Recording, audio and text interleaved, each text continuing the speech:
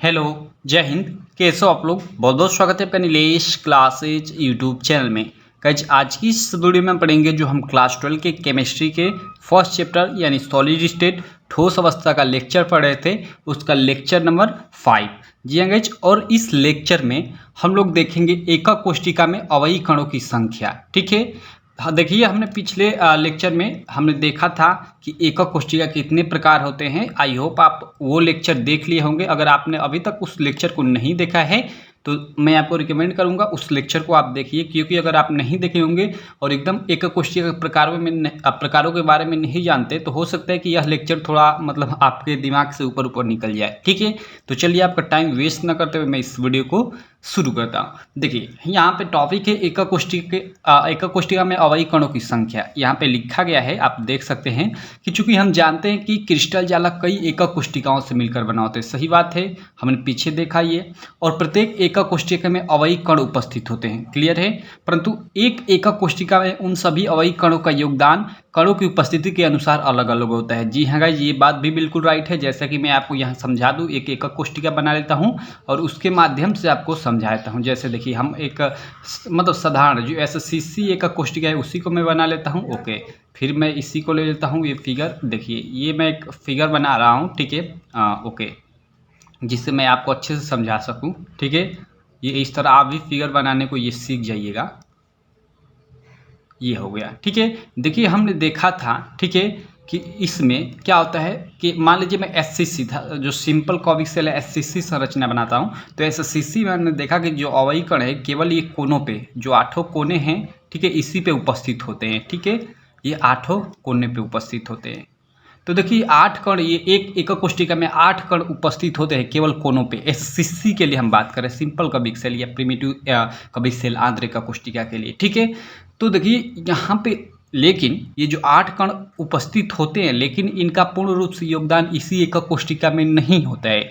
जी हाँ गाइस, यहाँ आप लोग देख सकते हैं। यहाँ रुकिए 1 मिनट, मैं दूसरा कलर ले लेता हूँ और आपको दिखाता हूँ। देखिए यहाँ आप देख सकते हैं, ये देखिए इतना भाग ये बाहर की तरफ है इसका। इसी तरह देखिए इस एकक कोष्ठिका इतना भाग बाहर की तरफ, अंदर भी ये आप कुछ इसका भाग बाहर की तरफ है। मतलब देखिए इसका पूर्ण रूप से इसी एकक कोष्ठिका में इसका जो ये मतलब कण है, इसका भाग नहीं है। ठीक है, तो ये कितना भाग है, इस वीडियो में हम इसी चीज़ को पढ़ने वाले हैं। क्लियर है ये चीज़?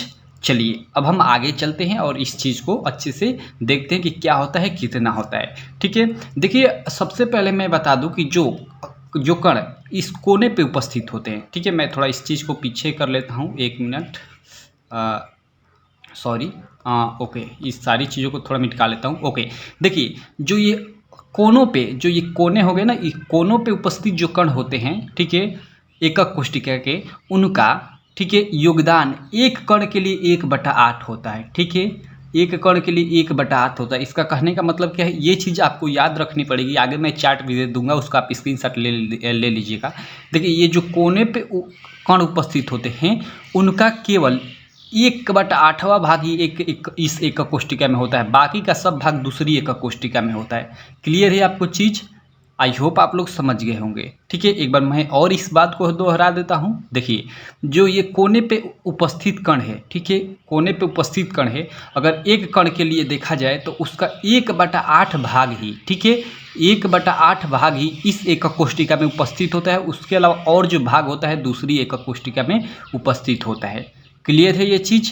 अब आप लोग कहोगे दूसरी एकक कोष्ठिका कहाँ है यह भाई?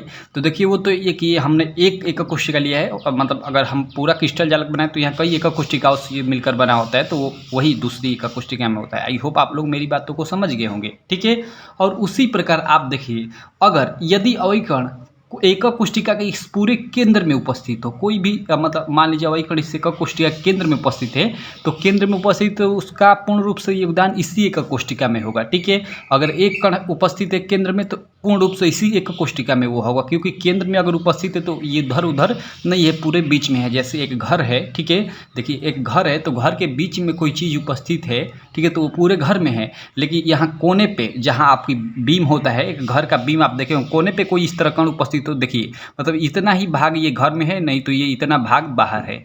आप बात को समझ रहे हैं? वही होता है, वही ये कोने पर उपस्थित कण जो होते हैं उनका काफ़ी ज़्यादा भाग बाहर होता है, लेकिन जो केंद्र पर उपस्थित कण होता है उसका भाग एकदम अंदर ही होता है। उसके अलावा देखिए एक मैं और चीज़ यहाँ बता दूँ, फलक पे उपस्थित अगर होता है तो क्या होता है, ये आप लोग देखते हो। मैंने आपको लूडो का पिछले लेक्चर में उदाहरण लिया था कि लूडो में ये फलक क्या होता है, 6 जो आपका 1 2 3 4 5 6 लिखा होता है ना, वही फलक 6 होते हैं। ठीक है, तो देखिए जो फलक पे उपस्थित होता है, ठीक है, जो फलक पे उपस्थित होता है कण, ठीक है, उसका एक एकक कोष्ठिका के लिए योगदान एक मतलब एक कण के लिए एक एकक कोष्ठिका में योगदान 1/2 होता है। देखिए ये थोड़ा बाउंस जा रहा होगा आपके ऊपर से, अभी मैं आगे चार्ट दिखाऊंगा तो आपको सारी चीज़ें समझ में आ जाएगा। ये 1/2 कैसे होता है, तो इसको थोड़ा आप ध्यान दीजिए, आप इसको समझिए। जैसे मतलब आपकी छत है, ठीक है, आपका एक कमरा है, ठीक है, रूम आप एज्यूम कीजिए अपने दिमाग में, और आपकी छत है। छत पे आप ऐसा एक कण मतलब छत एक मतलब एक छत बोले तो एक फलक ही है, अगर नीचे हम फर्श बोले तो एक फलक ही है, या फिर एक हम कोई भी दीवार की एक साइड ले लें तो सभी फलक है। ठीक है, कमरे में भी एक तरह से हम बोल सकते हैं 6 फलक होते हैं। ठीक है, तो मान लीजिए कोई ऐसी चीज़ है, मान लीजिए कोई गोलाकार ऐसी चीज़ है जो एक ये दीवार है, ठीक है, तो इस पर इस तरह स्थित है, इस तरह स्थित है। तो देखिए इसका आधा भाग इधर अंदर होगा, आधा भाग बाहर होगा। यही कहने का मतलब कि आधा अंदर होगा, यानी ये एक गेंद है या कण है तो उसका 1/2 भाग क्या रहेगा, अंदर रहेगा, यानी उस एकक कोष्ठिका में रहेगा।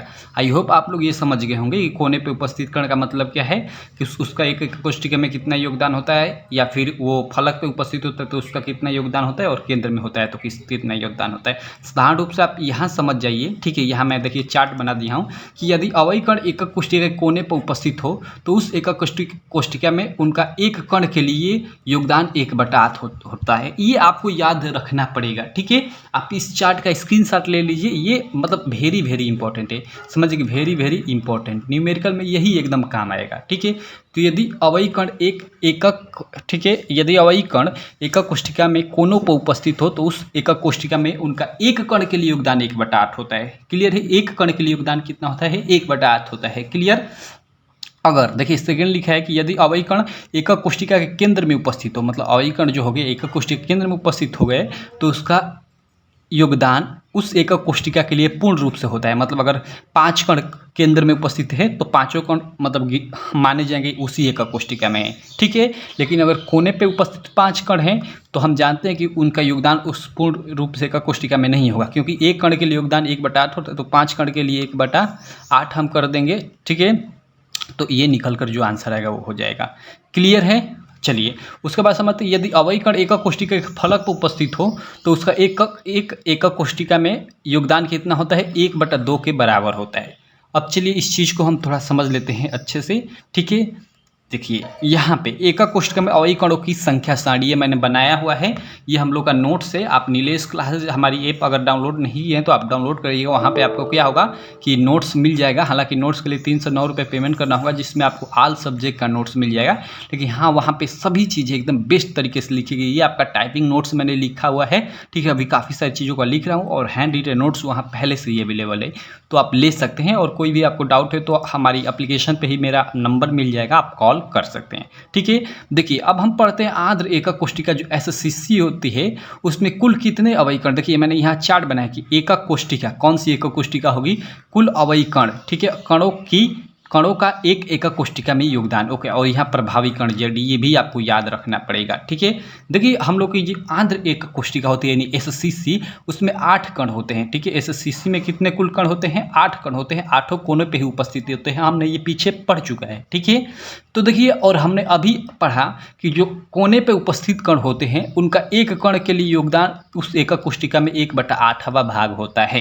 क्लियर है, तो चूंकि यहाँ पे 8 कण उपस्थित है तो 8 कणों के लिए योगदान एक कण के लिए 1/8 होता है, तो 8 कण के लिए 8 × 1/8। ठीक है, तो बराबर ये 1 आएगा। यानी अगर हम देखें तो इस तरह प्रभावी कण 1 आएगा। प्रभावी कण 1 आने का मतलब समझिए, यहाँ पे मैं आपको बता रहा हूँ, कहने का मतलब है कि हम लोग के, ठीक है, यहाँ आगे चलता हूँ मैं और समझाता हूँ कि हम लोग की जो ये एकक कोष्ठिका हो गई, ठीक है, ये हम लोग की जो एकक कोष्ठिका हो गई, ठीक है, इसमें हम लोग के 8 कण तो उपस्थित होते हैं कोने पे। ये जो कोने हैं हम लोग के प्रत्येक कोने पे एक एक कण, यानी 8 कोने पे, ठीक है, एक एक कण यानी 8 कण उपस्थित होते हैं।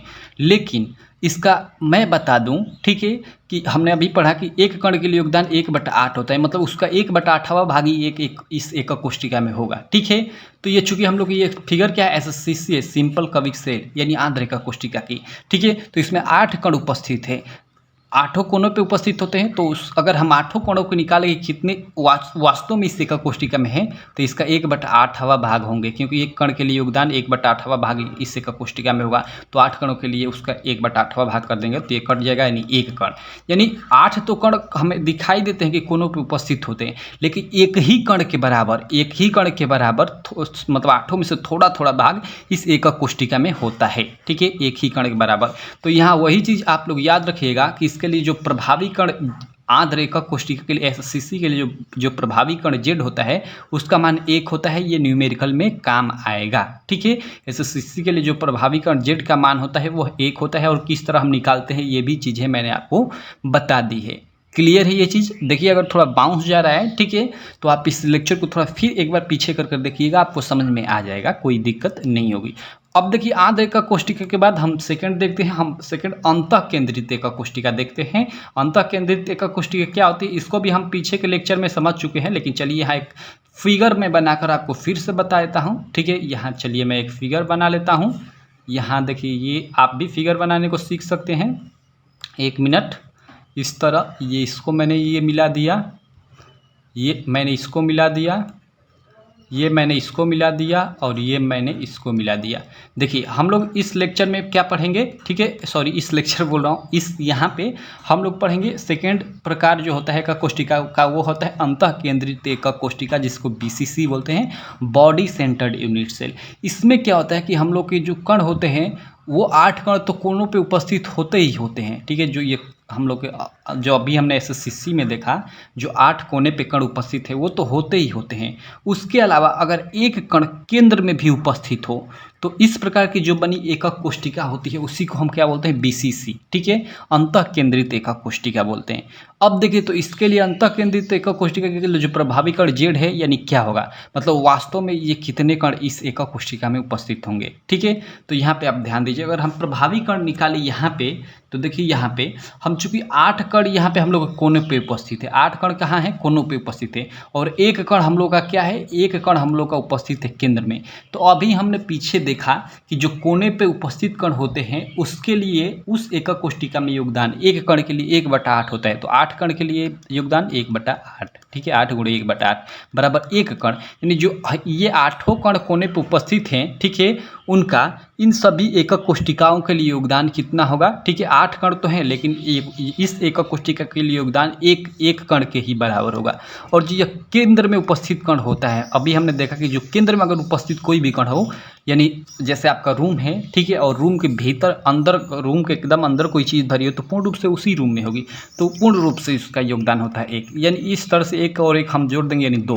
यानी हम कह सकते हैं कि बीसीसी जो होता है, बॉडी सेंटर्ड यूनिट सेल, उसके लिए जेड यानी जो प्रभावी कण होता है, प्रभावी कण यानी जो इस एकक कोष्टिका में अपना प्रभाव उसका है वह 2 कण के ही बराबर होता है, क्योंकि ये जो 8 कण कोनों पे उपस्थित है उनका देखिए बहुत ज़्यादा भाग दूसरी एकक कोष्टिका में उपस्थित होता है। ठीक है, लगभग एक कण का 1/8वां भाग ही इसमें उपस्थित होता है। तो इस प्रकार 8 कण का 1/8वां भाग हम करेंगे तो 1 कण के बराबर रहेगा, यानी लगभग 1 कण के ही बराबर इन 8 कणों को मिलाकर इस एकक कोष्टिका में योगदान होता है। और जो केंद्र पे उपस्थित कण होता है उसका तो पूर्ण रूप से योगदान होता है, ये तो हमने देख ही लिया।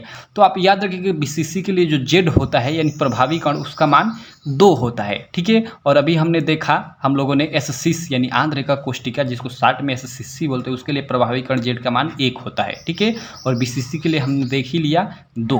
क्लियर? अब चलिए हम उसके बाद अगला चीज समझते हैं। अगला देखिए, हमने कौन सी एकक कोष्टिका का पढ़ा था। ठीक है, अगला हमने पढ़ा था फलक केंद्रित एकक कोष्टिका, फेस सेंटर्ड यूनिट सेल। ठीक है, इसको भी हम चलिए अच्छे से समझते हैं कि ये क्या चीज़ है। इसको भी मैं फिगर बना लेता हूँ। देखिए, मैं पिछला लेक्चर भी थोड़ा थोड़ा दोहरा दे रहा हूँ। ठीक है, देखिए यहाँ पे मैं एक फिगर बनाता हूँ और आप देख सकते हैं ये फिगर। ठीक है, ओके, 1 मिनट, मैं बार बार बना रहा हूँ। ठीक है, आप बनाने को भी सीख जाएंगे। ठीक है, ये यहाँ से मिला दिया, मैंने इसको यहाँ से मिला दिया और हम इसको यहाँ से मिला दिए। अब देखिए यहाँ पे थोड़ा, ठीक है, ध्यान दीजिएगा। हम लोग एफसीसी अब पढ़ेंगे। हमने एससीसी पढ़ लिया, जिसके जो प्रभावी कण जेड होता है उसका मान 1 होता है, और हमने अभी बीसीसी पढ़ लिया यानी बॉडी सेंटर्ड यूनिट सेल, अंतः केंद्रित एकक कोष्टिका, जिसके लिए जेड यानी प्रभावी कण का मान 2 होता है। क्लियर है? अब हम पढ़ते हैं एफसीसी यानी फेस सेंटर्ड यूनिट सेल। फलक केंद्रित एकक कोष्टिका इसको बोलते हैं। अब फलक केंद्रित एकक कोष्टिका क्या होती है इसको हम पिछले लेक्चर में अच्छे से पढ़ चुके हैं, लेकिन चलिए यहाँ भी मैं आपको बता देता हूँ कि फलक केंद्रित एकक कोष्टिका जो FCC होती है वह क्या होती है। देखिए, अगर हम लोग के अवयवी कण ये कोने के अलावा 8 कोने हैं, इन कोनों पे तो उपस्थित हो ही, ठीक है। चलिए मैं इसको उपस्थित करा देता हूँ, यानी यहाँ दर्शा देता हूँ। तो 8 कोने, देखिए यहाँ जो 8 कोने हैं 8 कोनों पे तो उपस्थित हो, और उसके अलावा जो प्रत्येक फलक है हम लोग का, इसमें देखिए ये घनाभ टाइप का है या घन टाइप का है मान लीजिए, तो इसमें 6 फलक होंगे। जैसे आप घर में लूडो खेलते हैं ना, तो आप लूडो को देखे होंगे, मतलब 6 फलक होते हैं जिस पे 1 2 3 4 5 6 लिखा होता है, यानी वो एक एक फलक होता है, तो 6 फलक होते हैं। तो इसमें भी 6 फलक होंगे, तो 6 फलकों पे एक एक कण आप रख देंगे इस तरह, ठीक है। 4, ये पीछे वाला 5 और ये इधर वाला 6 हो गए, यानी यहाँ पे 6 कण आपके फलकों पे हो गए और 8 कण आपके कहाँ हो गए, कोनों पे हो गए। तो अभी हमने पीछे पढ़ा है कि जो कोने पे उपस्थित कण होते हैं उनका योगदान एक कण के लिए 1/8 होता है, तो 8 कण के लिए 8 गुणे 1/8 कर देंगे, यानी इसका 1 आ जाएगा, ठीक है। और फलक पे जो उपस्थित कण होते हैं उनका योगदान उस एकक कोष्टिका में 1/2 यानी आधा होता है। तो चूंकि फलक पे हम लोग के 6 कण उपस्थित है और एक कण का योगदान इसमें 1/2, तो 6 गुणे 1/2 हम करेंगे तो 6 का निकल जाएगा, तो 6 गुणे 1/2 हम कर देंगे तो बराबर ये हम लोग का 3 आ जाएगा। यानी इन दोनों को अब हम जोड़ देंगे तो वही हम लोग का प्रभावी कण Z यानी 3 1 4 आ जाएगा। यानी ये आप लोग याद रखिएगा, जब FCC होता है FCC, उसके लिए जो प्रभावी कण Z होता है उसका मान कितना होता है, 4 होता है। क्लियर है। यानी इसमें हम लोग 8 कण 8 कोनों पे, उसके अलावा 6 फलकों पे एक कण यानी 814 कण उपस्थित होते हैं, किसमें, FCC में। लेकिन अगर हम बात करें कि पूर्ण रूप से उनका योगदान इसी एकक कोष्टिका में उनका कितना भाग होता है, तो 4 कण के ही बराबर इसमें उनका भाग होता है, और सब ये थोड़ा थोड़ा भाग दूसरी एकक कोष्टिका में होता है, ठीक है। तो आप सीधे याद रखें कि FCC के लिए आपका प्रभावी कण Z हो गया वो 4 होता है, BCC के लिए प्रभावी कण Z जो होता है 2 होता है, और SCC के लिए जो प्रभावी कण Z होता है वो 1 के बराबर होता है, ये याद रखिएगा। अब चलिए हम ECC यानी अंत्य केंद्रित एकक कोष्टिका जो लास्ट है उसको पढ़ लेते हैं। देखिए इसके लिए जो प्रभावी कण Z का मान होता है वह 2 के बराबर होता है। इसका आप स्क्रीनशॉट ले लीजिए क्योंकि ये काम आएगा। अभी मैं ECC के लिए समझा दे रहा हूँ, ठीक है। ECC के लिए Z बराबर 2 कैसे होता है, ठीक है। आप इन चारों को याद कर लीजिएगा कि SCC के लिए जो Z होता है यानी प्रभावी कण उसका मान 1 होता है, BCC के लिए प्रभावी कण Z का मान 2 होता है, FCC के लिए प्रभावी कण Z का मान 4 होता है, और ECC के लिए प्रभावी कण Z का मान 2 होता है, ठीक है। इसका स्क्रीनशॉट आप ले लीजिए जल्द से जल्द, ठीक है। अब चलिए इन सारी चीज़ों को मैं मिटा लेता हूँ, और जो आपकी ECC है, ठीक है, उसको मैं समझाता हूँ कि ये ECC आखिरकार क्या होती है, ठीक है। इसके लिए मैं फिर एक फिगर बनाता हूँ, यहाँ पे मैं एक फिगर बना लेता हूँ जिससे आपको समझा सकूँ साथ में, मतलब थोड़ा आपका पिछले लेक्चर का भी काम चल जाए, ठीक है। देखिए ये हम लोग का एक पहले बना लेता हूँ एकक कोष्टिका टाइप का, ठीक है। 1 मिनट, ये मैं बना लेता हूँ, ये बन गया। अब देखिए इसमें भी ECC में भी क्या होगा कि एक एक हम लोग के कण तो क्या होंगे कि हम लोग का जो कोने हैं उस पर तो रहेंगे ही रहेंगे, ठीक है। तो यहाँ हम लोग के एक एक कण यहाँ कोने पे, देखिए यही डिफिनीसन ही है, ठीक है, ECC की, यानी अंत्य केंद्रित एकक कोष्टिका। ये 8 कण हम लोग के प्रत्येक कोने पे हो गए, और उसके अलावा अगर 2 मतलब कण विपरीत फलकों पे, जैसे एक कण ऊपर हो तो एक कण नीचे हो, इसके एकदम विपरीत, इस प्रकार की उपस्थिति हो। अगर हम इस साइड एक कण लेते हैं तो एक इस साइड, मतलब 2 ही कण मतलब विपरीत फलकों पे उपस्थित हो, तो इस प्रकार जो बनी एकक कोष्टिका होती है वो अंत्य केंद्रित एकक कोष्टिका, जिसको हम शॉर्ट में ECC बोलते हैं, होती है। क्लियर है ये चीज़। तो अब देखिए इसके लिए हम प्रभावी कण Z का मान निकालते हैं। यहाँ पे ध्यान दीजिए, हम लोग के 8 कण कोने पे उपस्थित हैं, 8 कण कोने पे उपस्थित हैं, और एक कण के लिए योगदान कितना होता है, 1/8 होता है, ठीक है। तो 8 कणों के लिए 8 गुणे 1/8 बराबर 1 होगा। क्लियर है। और उसके अलावा हम लोग के 2 फलक पे उपस्थित है, विपरीत फलक पे उपस्थित होते हैं, उसको ECC बोलते हैं। तो यह विपरीत फलक से कोई मतलब नहीं, वो तो डिफिनीशन में मतलब है। तो यानी 2 कण यहाँ फलक पे उपस्थित है, तो 2 कण मैं फलक पे कर देता हूँ, और गुणे जो फलक पे कण उपस्थित होते हैं उनका एक कोष्टिका में एक कण के लिए योगदान कितना होता है, 1/2 यानी आधा होता है। तो 2 कण के लिए 2 का आधा यानी 2 का आधा, 2 गुणे 1/2 यानी वही आधा, तो बराबर 1। यानी इस प्रकार अगर हम देखें तो यहाँ Z बराबर क्या हो जाएगा, इस 1 और 1 को जोड़ देंगे यानी 2, ठीक है। यानी इस ECC के लिए जो प्रभावी कण Z का मान है वो 2 आ जाएगा। तो आई होप आप लोग ये बातें अच्छे से समझ गए होंगे, ठीक है, कि ये कैसे आ रही है, कैसे हो रहा है, ठीक है। और आप देखिए नोट्स ले लीजिएगा, नोट्स में एकदम ये चीज़ें काफ़ी अच्छे से लिखी गई है, आप आसानी से समझ जाएंगे, कोई दिक्कत नहीं होगी आपको। क्लियर है? तो मैं आशा करता हूँ यही इतना ही हम रहने देते हैं इस लेक्चर में। हमने इन सभी के लिए मतलब अवयवी कण देख लिए। एक बार मैं और बता देता हूँ आपको शार्ट में, जो आप लोग याद रखिएगा हमेशा, ठीक है।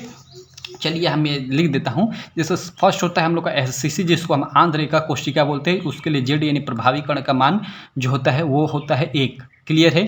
वो कितना होता है? 1 होता है। जो सेकेंड होता है वो अंतः केंद्रित कोशिका, जिसको बीसीसी बोलते हैं, बॉडी सेंटर्ड यूनिट सेल, ठीक है। इसके लिए जो प्रभावी कण जेड का मान होता है वो होता है 2, ठीक है। उसके अलावा हम लोग का जो फलक केंद्रित कोशिका एफसीसी होती है, ठीक है, उसके लिए प्रभावी कण जेड का जो मान होता है वह कितना होता है, वो आप लोग याद रखिएगा। एफसीसी फलक केंद्रित एকক कोशिका के लिए 4 होता है, ठीक है। और अंत केंद्रित एকক कोशिका यानी जो अंत में सीसी जिसको हम शार्ट में बोलते हैं, उसके लिए प्रभावी कण जेड का मान जो होता है वह 2 होता है। अब देखिए यह कहाँ काम आएगा, तो इस चीज़ को भी मैं बताता हूँ। देखिए आप न्यूमेरिकल करेंगे ना, तो न्यूमेरिकल में एक फार्मूला होता है, उसी में जेड आता है, ठीक है। तो जेड के जगह पे अगर हम लोग का क्वेश्चन में आंध्र रेखा कोशिका बोलेगा, तो आंध्र रेखा कोशिका के लिए जो जेड का मान होता है उसका मान जेड के जगह पे रखेंगे। अगर फलक केंद्रित एকক कोशिका यानी एफसीसी बोलेगा, तो एफसीसी के लिए जो जेड का मान होता है उसको वहाँ पे रखेंगे। ये एक कांस्टेंट वैल्यू होती है। क्लियर? तो इस चीज़ को आप याद रखिएगा। चलिए इस वीडियो में हम रहने देते इतना ही। आई होप आप लोग को वीडियो समझ में आई होगी। अगर थोड़ा ऊपर से गई तो इसका मतलब ये आप पिछला लेक्चर अच्छे से समझे नहीं हैं, ठीक है। तो आप मतलब पिछला लेक्चर और इस लेक्चर को फिर एक बार देखिएगा, मैं गारंटी देता हूँ कि आपको समझ में आ जाएगा, ठीक है। और फिर भी समझ नहीं आता है तो आप कमेंट करिएगा, मैं ज़रूर अच्छे से एकदम रिप्लाई करूँगा, जिससे आपको सारी चीज़ें समझ में आ जाएंगी। और उसके अलावा हम लोग इस चीज़ को एग्जाम टाइम में भी कई बार इसको हम दोहराएंगे भी, उसमें कोई दिक्कत वाली बात नहीं है, क्योंकि ये काफ़ी इंपॉर्टेंट चीज़ है, ठीक है। तो रहने देते हैं इस वीडियो में इतना ही। Thank you.